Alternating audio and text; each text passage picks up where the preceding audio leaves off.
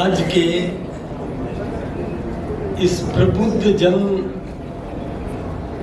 सम्मेलन में विराजमान हमारे राजस्थान के यशस्वी मुख्यमंत्री जो सदैव विकास के प्रति प्रयत्नशील रहते हैं, आदरणीय भजन लाल जी शर्मा साहब, हमारी पार्टी के प्रदेश की सह प्रभारी आदरणीय विजयताई जी राहटकर, मैं तो सोचता हूँ कि इनको राजस्थान का ही नागरिक मान लिया जाए कि इतना अधिक संपर्क इनका राजस्थान में बना है और प्रत्येक क्षेत्र को इन्होंने छान मारा है।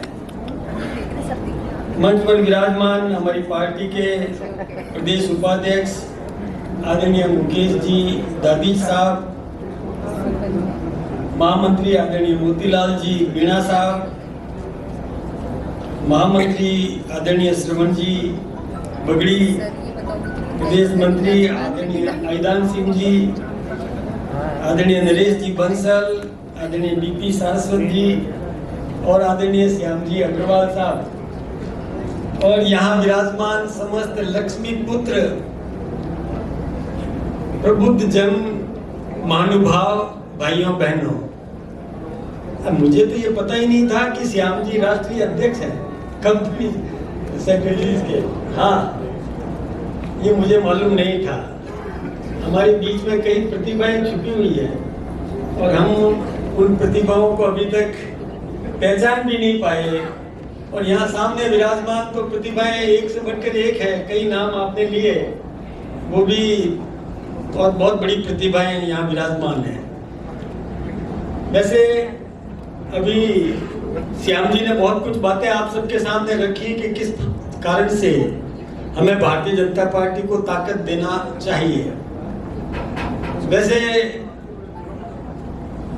आदरणीय मुख्यमंत्री जी तो सदैव प्रयत्नशील है, जो राइजिंग राजस्थान के निमित्त लगातार प्रयत्नशील रहते हैं, लेकिन यहाँ जितने भी लोग विराजमान हैं उन सब के मन में ये आता होगा कि हमारे राजस्थान का सर्वांगीण विकास होना चाहिए।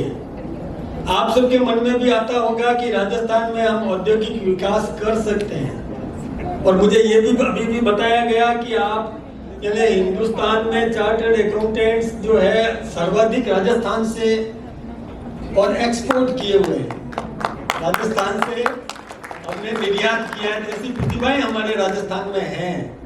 तो जब आपका इतना लंबा चौड़ा संपर्क है तो आप क्यों नहीं निवेशक यहाँ आमंत्रित कर पा रहे हैं? या तो ये है कि हम और किसी को घुसने नहीं देंगे, ये ही भाव है आपके मन में कि और कोई नहीं आ जाए।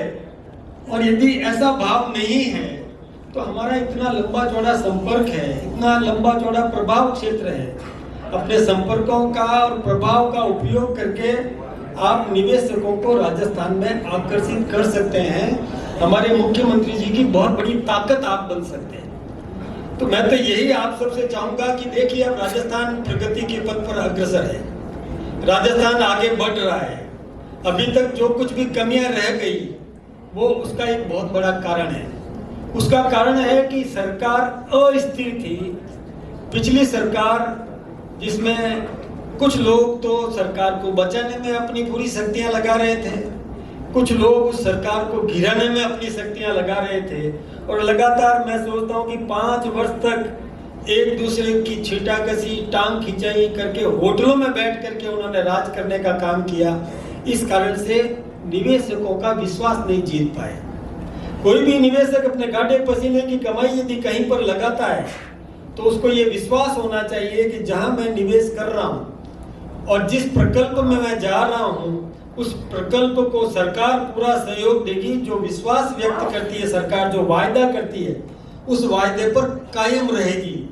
जब ये कायम रहने का विश्वास जब निवेशक को मिल जाता है तब निवेशक उसमें अपनी गाढ़े पसीने की पूंजी लगाता है। लेकिन अब मैं आपको विश्वास दिला देता हूं कि राजस्थान में और हिंदुस्तान में हमारी डबल इंजन की सरकार है, और निश्चित रूप से जितना प्रधानमंत्री आदरणीय नरेंद्र भाई मोदी जी कहते हैं कि come in India make in India, और जो कहते हैं वो करते हैं, तो ठीक उसी की तर्ज पर हमारी डबल इंजन की सरकार भजन लाल जी के नेतृत्व में राजस्थान में है।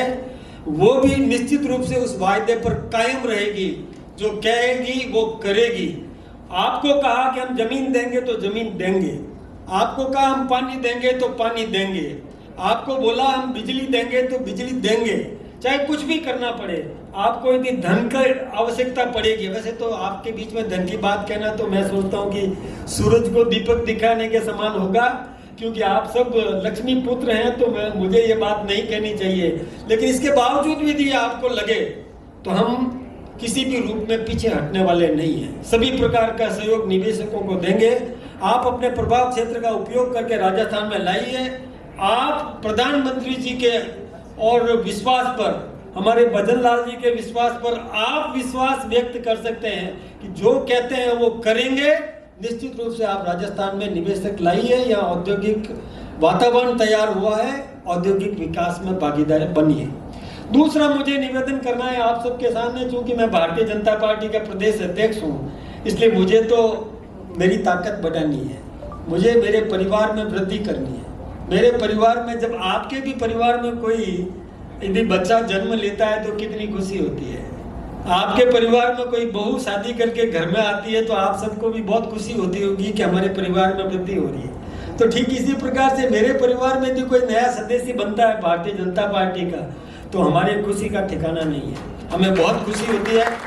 हम चाहेंगे कि आप भारतीय जनता पार्टी के सदस्य बने। इसका एक बहुत बड़ा कारण भी है, आज देश की परिस्थिति अब अनुकूल नहीं थी और आप सबके सामने है कि हमारी सरकार काम कर रही है, लेकिन कई शक्तियां ऐसी लगी हुई है जो अराजकता की स्थिति पैदा करना चाहती है।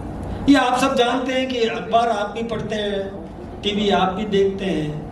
आप देखते होंगे कि रेल के इंजन के आगे पटरी पर कोई स्लैब लगा दे, सीमेंटेड स्लैब, बहुत बड़ा स्लैब लगा दे जो 4 लोगों से उठता नहीं, वो स्लैब कोई रख दे।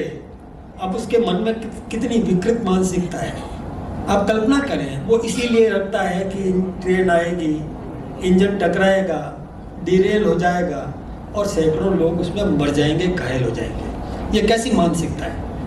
आप देखते होंगे कि कोई ट्रेन के पटरी पर गैस का सिलेंडर रख देता है, क्या मानसिकता है। गैस का सिलेंडर रखता है, उसके मन का भाव यही है कि ट्रेन टकराएगी, विस्फोट होगा, डिरेलमेंट हो जाएगा, कई लोग मर जाएंगे। कैसी मानसिकता पनप रही है इस देश के अंदर। इस मानसिकता को रोकना जरूरी है कि नहीं है। ऐसे विकृत मानसिकता के लोगों को अंकुश लगा करके नेस्तनाबूद करना है कि नहीं करना है। ये जो अराजकता की स्थिति पैदा कर रहे हैं कि राजस्थान में जैसे समाचार पढ़ते हैं अपन, तो नित्य प्रति इस प्रकार की खबरें आती है। आपने अच्छा काम किया उसकी खबर तो नहीं आएगी। खबरें वही आएगी जिससे कि कोई भी पर्यटक राजस्थान में नहीं आए। इसको रोकने का षड्यंत्र कौन कर रहा है, इस विषय पर विचार तो करना पड़ेगा ना। पर्यटक राजस्थान में नहीं आएगा, राजस्थान में रेवेन्यू जनरेट नहीं होगा तो विकास अवरुद्ध होगा। ऐसे लोग लगे हुए हैं, कई ऐसे लोग भी लगे हुए हैं। अभी कश्मीर में चुनाव चल रहा है, आप सबने देखा होगा, समाचार पत्रों में आपने पढ़ा होगा कि कितना मुश्किल से हमने, हमारे देश के नेतृत्व ने, भारतीय जनता पार्टी के नेतृत्व ने कश्मीर से धारा 370 हटाई, 35A हटाई। कितना संघर्ष करना पड़ा होगा, आप में से अनेक लोग जानते हैं इस बात को। कईयों ने संघर्ष किया, संघर्ष करने के बाद में जब ये सब हटा करके वहाँ एक ऐसा वातावरण तैयार किया, शांति का एटमॉस्फेयर तैयार किया, पत्थरबाज गायब कर दिए। पत्थरबाज अब नहीं मिल रहे हैं, पहले सेना पे पत्थर फेंका करते थे, वो सब गायब हो गए। इतना ऐसा वातावरण तैयार किया, अभी चुनाव का वातावरण बना है, चुनाव जैसी स्थिति बनी है कि चुनाव हो रहे हैं। और ऐसे समय में एक राजनीतिक पार्टी अपने चुनाव घोषणा पत्र में ये लिखती है कि यदि हमको सरकार मिली तो हम धारा 370 फिर से लगाएंगे, धारा 35A फिर से लगाएंगे। तो आपको गुस्सा नहीं आता क्या? आप चिंतित नहीं होते क्या कि क्या हो रहा है इस देश में? कैसी राजनीतिक पार्टियां हैं? जो पार्टियां यदि जीत गई तो क्या होगा? ये चिंता तो आपको होती होगी ना, और चिंता करनी चाहिए, नहीं तो क्या होगा। मैं सभी और समृद्ध लोग हैं, मैं आपसे निवेदन करना चाहूँगा, ये समृद्ध लोग आप तैयार हो रहे हैं, लेकिन देश में यदि अराजकता हो गई ना तो आपकी इस समृद्धि पर दूसरे राज करेंगे। ये चिंता होनी चाहिए। मैं आप सबको आगाह कर रहा हूँ, मैं निवेदन कर रहा हूँ, मैं डरा नहीं रहा। लेकिन यदि अराजकता की स्थिति पैदा होती गई तो क्या होगा? आप बंगाल में देख सकते हैं, बांग्लादेश के अंदर क्या स्थितियां बनी हैं। एक अंकुर कहीं पैदा हुआ और आप जैसे समृद्ध लोग शांति से सोते रहे, आराम का जीवन जीते रहे, और वहां पर वो विकृतियां बढ़ती गई, आतंकवादी बढ़ते गए, और वहां का प्रधान, वहां का सर्वे सर्वा वो भी सोचता था अंकुश लगा दूंगा, कोई चिंता की बात नहीं, कल कर लेंगे। और ये आप जैसे समृद्ध लोग आराम से जीवन जी रहे थे। लेकिन हुआ क्या? हुआ ये कि अंत में अराजकता की पराकाष्ठा हो गई, और वहाँ के सर्वे सर्वा जो मुखिया था, प्रधानमंत्री को देश छोड़ के भागना पड़ा। थानों पर आतंकवादियों का कब्जा हो गया, थानों में से बंदूकें और राइफलें और जो कुछ भी आर्म्स एमुनेशन था वो सब लूट करके ले गए। न्यायाधीश दुबक करके बैठ गए, छुप करके बैठ गए, न्यायाधीश छुप के बैठ गए। ऐसा वातावरण बना, शांति व्यवस्था कायम करने की कोई स्थिति नहीं थी। ऐसी स्थिति बन गई तो क्या होगा इन समृद्ध लोगों का? क्या होगा उन कंपनी मालिकों का? क्या होगा उन जो बुद्धिजीवी, जो थिंक टैंक जिसको कह सकते हैं, जो चर्चाएं करते हैं कि हमको क्या करना है, हमको तो पैसा कमाना है, हमको इस चक्कर में नहीं पड़ना, हम राजनीति से परहेज करते हैं, राजनीति घटिया लोगों का काम है, अच्छे लोग राजनीति में नहीं रहेंगे। ये सब सोचने वालों का क्या होगा? विचार करें आप सब, आप कल्पना करें कि इस समय हमारी तो सरकार बन गई देश में, यदि किसी कारण से उसके हाथ में उस तरह आ गया होता तो क्या होता? चिंता तो होती होगी ना आपको। तो मैं बुद्धिजीवियों का आह्वान करना चाहता हूं कि इस समय जागरूक रहने की जरूरत है, शांति से सोने का समय नहीं है। हम आराम से जीवन जिए, निश्चित रूप से जिए, लेकिन चाक चौबंद रहें, चारों ओर पैनी नजर रखें। कहाँ विकृति पैदा हो रही है उसको वहीं नेस्तनाबूद कर दो, कतई मत पनपने दो। किस समय काम आएगा आपका ये सब कमाया हुआ? नाराज हो रहे होंगे मेरे से, लेकिन मेरा साफ कहना है, भाई साहब सावधान रहें, चाक चौबंद रहें।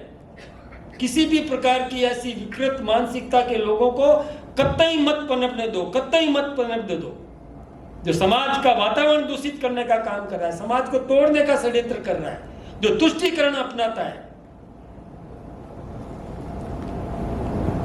हम कहते हैं कि 140 करोड़ भारतीय हमारा परिवार है, और वो कहते हैं एक वर्ग विशेष के प्रति इस प्रकार का भ्रांति पैदा करने का काम करता है, भाई भाई को लड़ाने का काम करता है। आपके रोंगटे खड़े होने चाहिए। तो मेरी प्रार्थना है, यदि आप करो तो मैं एक निवेदन करूं, मोबाइल पर आप 8800002024 लगाएं। आप मेरी पार्टी के सदस्य बनेंगे। मैं आपका आमंत्रण करने के लिए आपके बीच में आया हूं, और सारी प्रक्रिया आप आगे की जानते हैं कि किस प्रकार से सदस्य बनना है। मैंने कुछ ज़्यादा बोल दिया, ये श्याम जी कहेंगे कि आपको तो 2 मिनट के लिए 5 मिनट के लिए खड़ा किया। मेरा आना नहीं था, आज मेरा कार्यक्रम नहीं था, लेकिन अब चूंकि अब निर्देश मिल जाता है तो हम तो सिपाही हैं, जहाँ भेजो वहीं जाना ही पड़ता है। आप सबका बहुत बहुत अभिनंदन, बहुत बहुत धन्यवाद।